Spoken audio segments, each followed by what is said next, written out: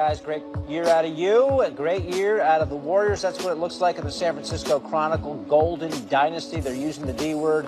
The Cleveland Flame dealer, yeah, the season ends with a dud, with a thud.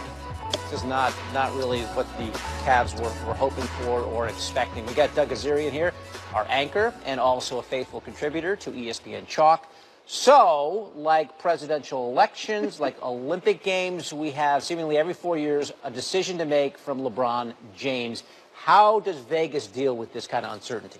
They learned their lesson kind of the hard way in both 2010 when he chose the Heat and 2014 when he returned to Cleveland, and they're not about to make those mistakes again this year. So they are preparing for all the scenarios. And so with LeBron, and it's very open-ended. The list of teams that we know he could ultimately choose, whether it's Philly, whether it's Houston, whether it's the Lakers even, then, of course, Cavs in the mix as well.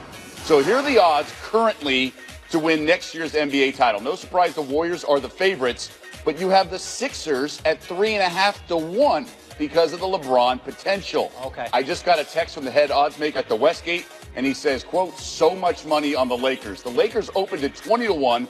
They've been bet down to 12 to 1. Even the Heat in the mix at 50 to 1. And he's not buying the Cavs. Even if LeBron does go to the Cavs, still not a championship threat. So all the potential scenarios, all those teams, they're not going to give away too much, because back then in 2010 and 2014, they posted about 30 to 40 to 1 odds on the teams that ultimately landed LeBron, Cleveland, and also Miami. So they don't want to make that mistake again. Okay, so those are the odds before the decision.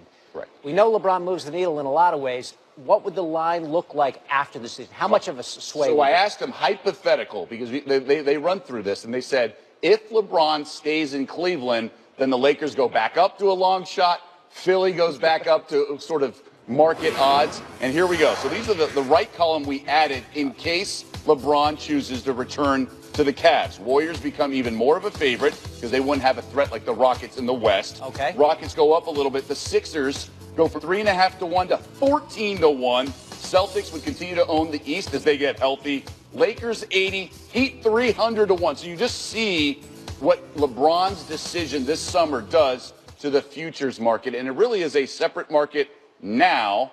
And then once free agency occurs, then it's a new market. And that's how they handle it, because they don't want to be caught like they did in 2010, 2014, giving away huge long shot odds when LeBron can change so much. And even guys like Kevin Durant, free agency is just different now. That's a fascinating look at what happens in Vegas, all surrounding in the orbit of LeBron James. We'll see how it plays out in July. Kezirian with us today on Sports.